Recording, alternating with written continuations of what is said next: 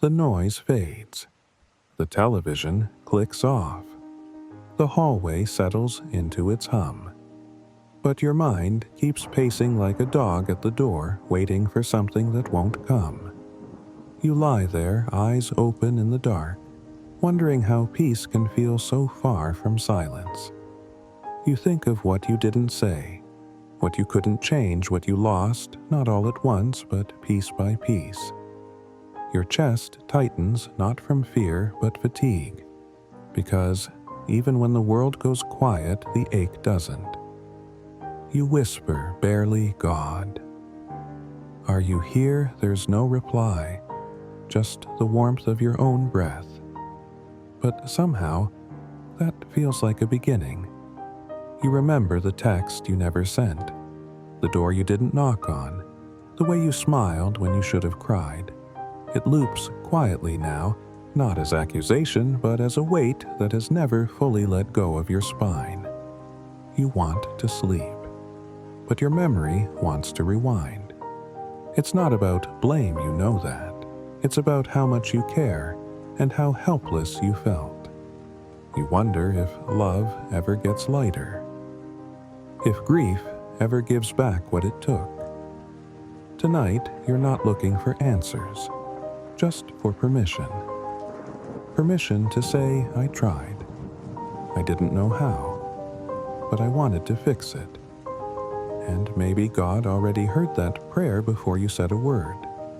There's always one moment, one memory that hangs around like fog, not loud, not cruel, just lingering. Maybe it was the phone call you didn't return, or the thing you said in anger that never found its way back to grace. You hold it in your hands like a broken watch, wishing you could rewind time just a little. But the gears don't move, and you don't know what to do with the stillness. So you stare at the ceiling. You turn over, and you try to let it go, not because it doesn't matter, but because your heart needs sleep too. You whisper, Jesus, I can't fix this. Will you just sit with it tonight? And maybe he already has. You hear a voice from long ago, not loud, but steady like a hymn sung through an old wall. Maybe it was your grandmother reading Psalm 23 in the dark.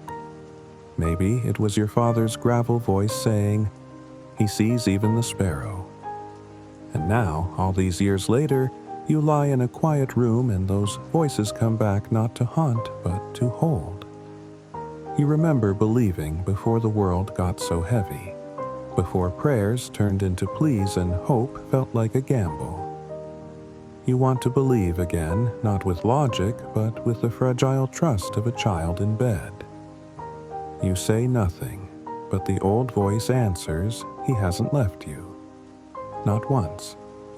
You feel like the man who sat by the road years passing voices all around, but no one stopping. You're not blind, not physically, but something inside you has stopped seeing clearly. Hope blurs. Joy fades fast. You reach out for things that feel real, but come back empty. You think about Him, the one in the gospel, just sitting there waiting. Waiting for Jesus. Waiting for someone to notice. Tonight, that's you. Not asking for a miracle. Just for the sound of footsteps near your pain. Just for someone to stop beside you. You close your eyes not to sleep, but to listen. And in the dark, there's a hush, not silence, but someone drawing near.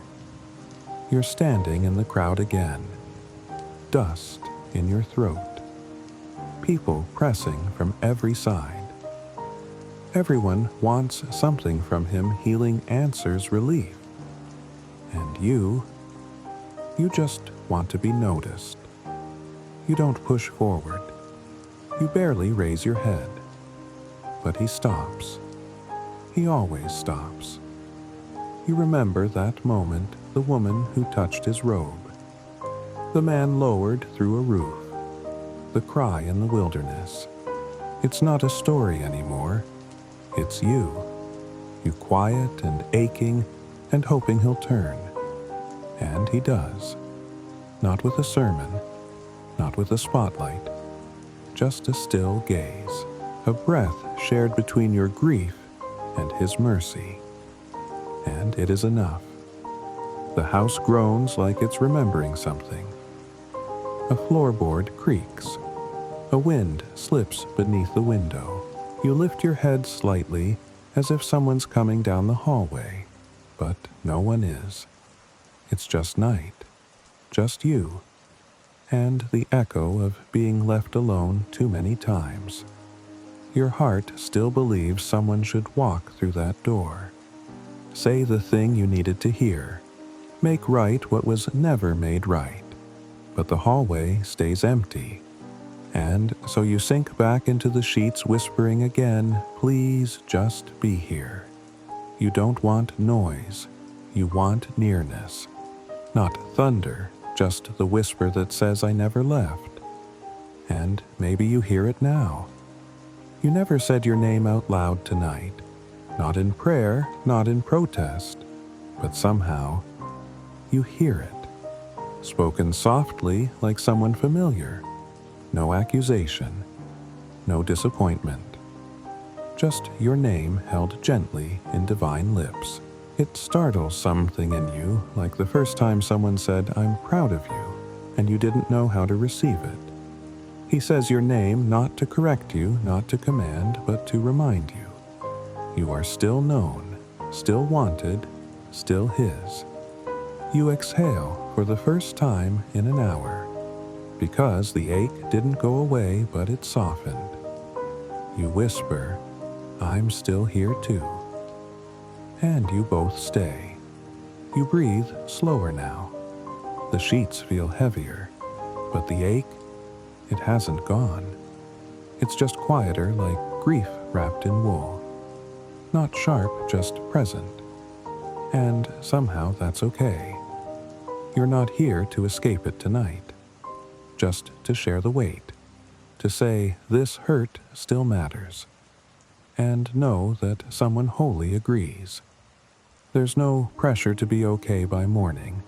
Only the promise that you won't be alone if you're not. This is where healing begins, not with fixing, but with being held. You let yourself feel small, because in God's arms, small is sacred. Your body exhales again, and the ache rests, not gone, but no longer leading the way.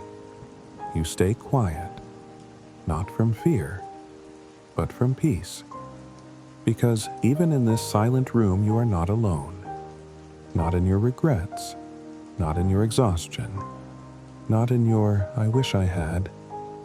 There is a presence here, not loud but near.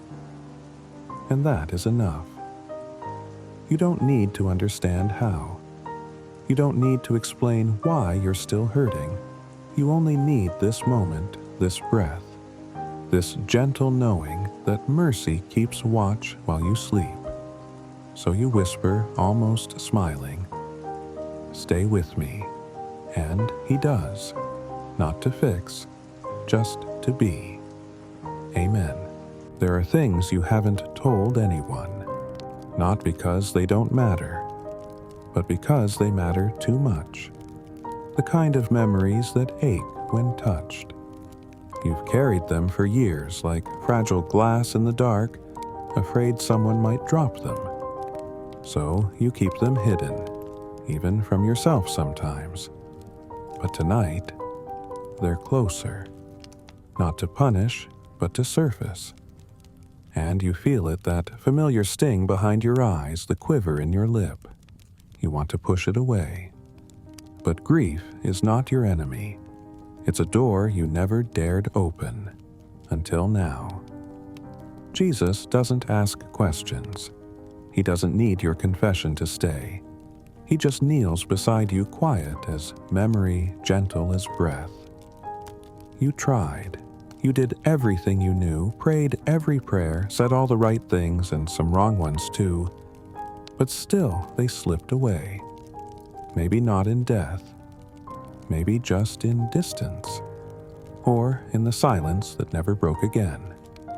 And now they visit you, not with anger, just with presence, a look, a word you wish you'd said better, a goodbye that didn't happen. You don't talk about it much, but tonight it's here. And Jesus doesn't turn away. He doesn't offer a reason, just sits in the space where sorrow still echoes.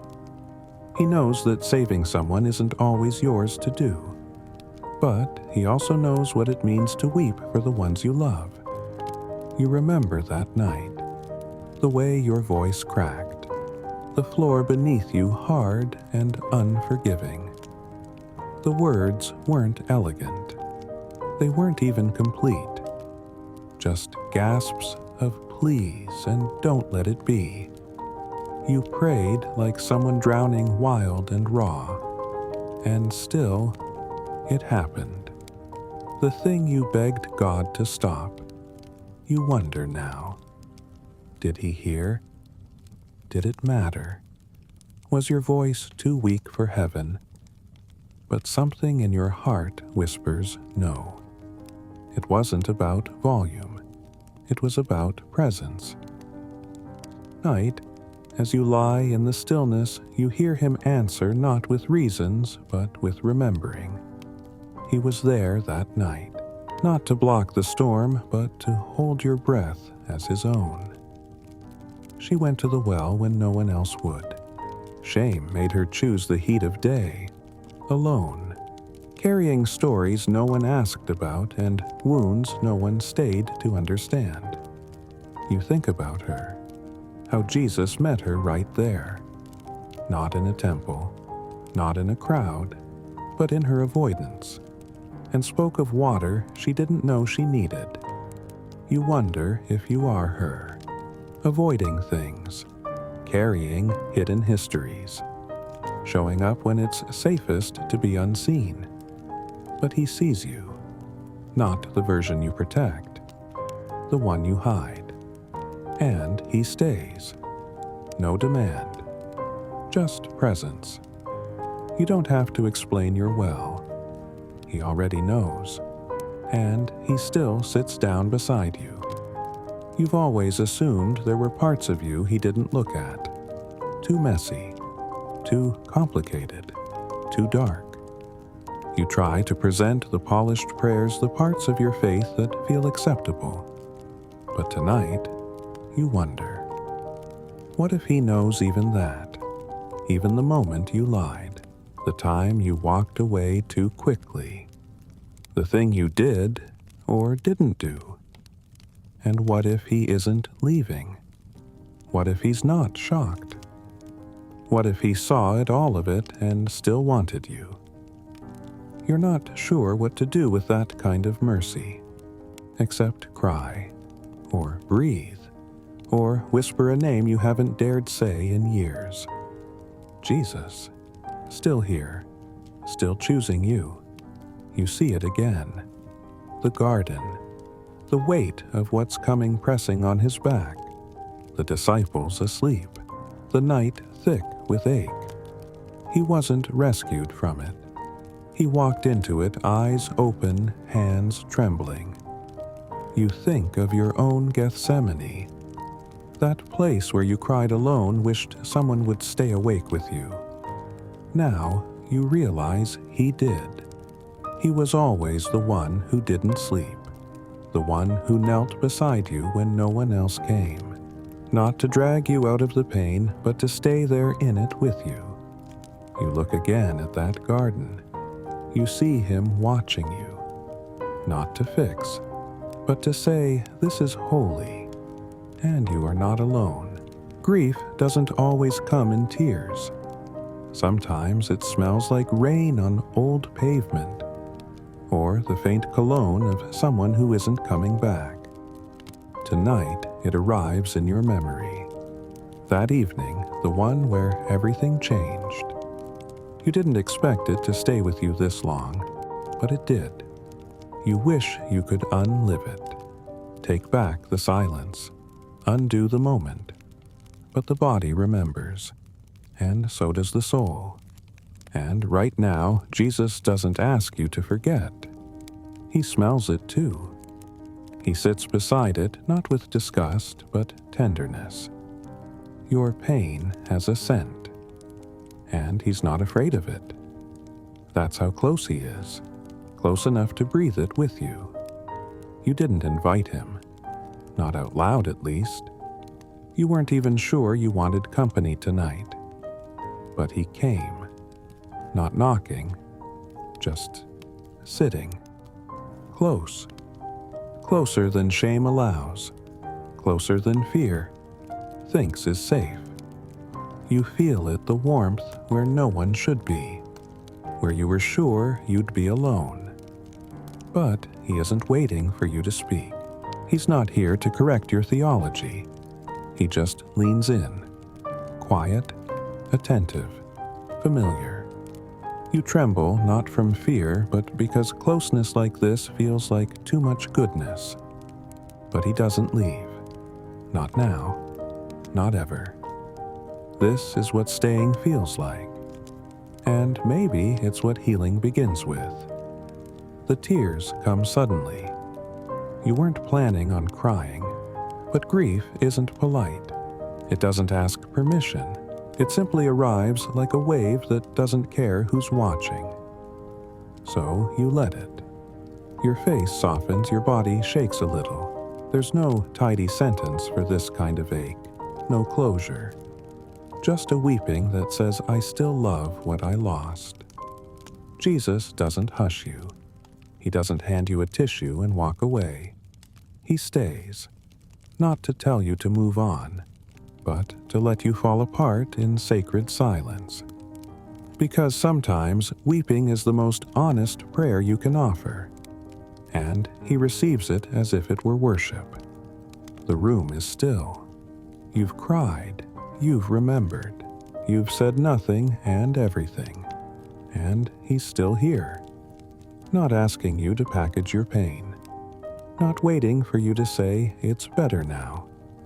He holds your grief like a fragile bowl, no rush, no shame, just reverence. This is the Jesus you didn't expect, the one who doesn't fix first, the one who stays longest. He's not uncomfortable with your silence, not offended by your sorrow. He treats it like something sacred, because it is because you are. You breathe, not to end the moment, but to feel its weight. And in that holy hush, you know you're held, and you're safe. It's not sleep yet, but something in your shoulders begins to give. A slow, hesitant release, like a child learning how to trust the water. You fought so long to hold it all together. Now, in the dark, you feel the first signs that you don't have to. Not tonight. Your fingers unclench. Your breath lengthens. It's not that the grief is gone. It's just lighter, as if something unseen is helping carry it. You don't need to name that presence, but you know it's him. The mercy you never earned, but somehow always needed. You whisper, stay near. And you feel it, not a voice, but a presence beside you that isn't leaving. There's something about moonlight. It doesn't pressure. It doesn't press in. It simply shows up faithful quiet without asking you to be okay. You lie in its glow now, softer than lamplight, more honest than sunlight. It lets your face be tired. It lets your thoughts wander. It doesn't rush you to resolution. Jesus is like that tonight. He doesn't push for answers. He doesn't remind you to be strong. He just sits in the glow of what you've already survived. You turn toward the window, and for the first time you let the stillness feel like kindness. No urgency.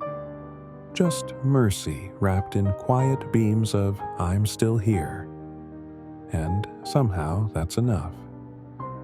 You think of him, the man who sat by the pool year after year waiting for something to move. Everyone else passed by faster. Everyone else stepped in first. But Jesus saw him, stopped for him, asked the one question no one had dared. Do you want to be healed? You wonder how long you've waited in your own still place, half hoping, half protecting yourself from disappointment. You're not sure what healing even means anymore, but you know what presence feels like. And that's what tonight is. Jesus doesn't carry you into the pool. He just sits by the edge with you, bare feet in the silence, sharing the weight. And it feels like something holy. It's what you remember most. Not the miracle, but the moment before it. When Jesus simply stood there. No crowd, no pressure. Just him. And someone who thought they'd been forgotten. He didn't preach. He didn't scold. He just stayed. And tonight you feel that same stillness. No need to rise quickly. No command to move. Just the sacred hush of someone staying until you're ready. You whisper, I don't know what I need. And he doesn't move. Because staying doesn't require solutions. It requires love. And that you realize you still have. Maybe that's what healing begins with, not change, but presence that refuses to leave. There's a sound in the room you didn't expect. Not the wind, not the house. Breathing, steady, close. For a moment, you think it's your own. But it's slower, more patient. Like someone keeping pace with your pain. You don't open your eyes. You don't speak. You just listen. And in that quiet rhythm, you remember what it means to be accompanied in sorrow. Not watched from a distance, but truly near. You've always feared silence meant absence. But now it sounds like love. Like someone who has chosen to stay through the night even when there's nothing left to say. Even when healing takes longer than expected. You are not alone. Not now. Not tonight. It's late now. Later than you meant to stay awake. But grief doesn't honor bedtime. And mercy doesn't mind. There's no ticking clock in his hands. No tally of how long it's taken you to trust again. No record of how many times you've come undone. He doesn't roll his eyes. He doesn't sigh. He waits. And that waiting is holy. You've spent a lifetime measuring progress. Tonight, you're allowed to just be. Not better, not stronger, just real, and still beloved. Jesus is not in a hurry. He never was. You rest your head into the pillow, not fixed, but finally free from the pressure to perform your healing. All your words have run out. And so you say the only name you trust, softly, like a child afraid to wake someone. Jesus. It's not a request. It's a return, a coming back to the only one who has never walked away. You feel it in your chest how your breath settles when you say it. Not magic, not formula, just love. Just presence. You whisper it again, not louder, but deeper. Jesus. And it feels like opening a window in a locked room. You don't explain yourself. You don't perform faith. You just call his name. And he answers not in thunder, but in warmth. You won't pretend. You're not healed. Not in the way the world expects. You still feel the weight. Still remember the ache. But it's different now. Not lighter, just shared. And that makes all the difference. Jesus doesn't celebrate because you're stronger. He stays because you're still human. Still breaking a little. Still needing him. You don't need to rise with a testimony. just with truth, I'm still here. And he didn't leave. You breathe into that knowing, not fixed, but held. And for the first time in a long time, you believe that's enough. You don't have to be better to be beloved. You've always thought you had to hide it, your grief, like it was too much for sacred spaces, too messy for prayer. But now, you see his hands, scarred, open, gentle. They don't flinch when you place your sorrow in them. They don't close quickly as if to contain it. They just stay open, ready to carry what you no longer can. There is room here for your pain, for your questions, for your unfinished prayers. Jesus doesn't ask you to let go. He asks if he can hold it with you. And somehow, that feels better than fixing. It feels like home. You don't drift off right away, but the edge has softened. The ache has exhaled. And your heart isn't racing anymore. Peace doesn't rush in.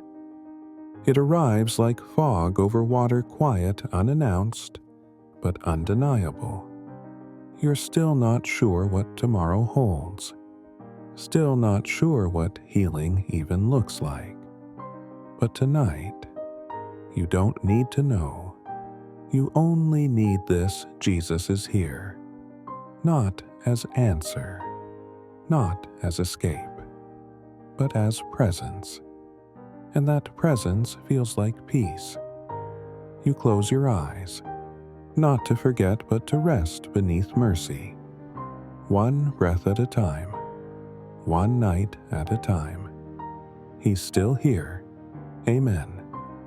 Pray for when you're too tired to fix it anymore. Jesus, I've tried to hold it together. I've tried to carry what broke me. But I don't know how to fix any of it. Please, just hold me now. Amen. You can stop trying now. You've carried so much for so long, and tonight it's okay to let go. There is nothing more you need to do. No one else you need to become. You are not a project. You are not a failure. You are a soul who has stayed through every storm, and that is enough. Let the ache soften. Let the grief stretch out beside you without shame. Jesus is not asking you to forget it or explain it. He's only asking if he can sit a while longer with you. He's still here just like he was back then, and he's not waiting for you to feel better to stay. Breathe slowly now. Let your jaw unclench. Let your hands stop reaching for what is not yours to fix. You are seen. You are safe. And tonight, even in the silence, you are being held by mercy that does not sleep. Picture it, your soul finally resting in hands that never let go.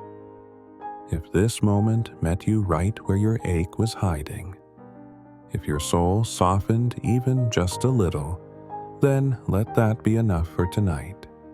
This space is yours too.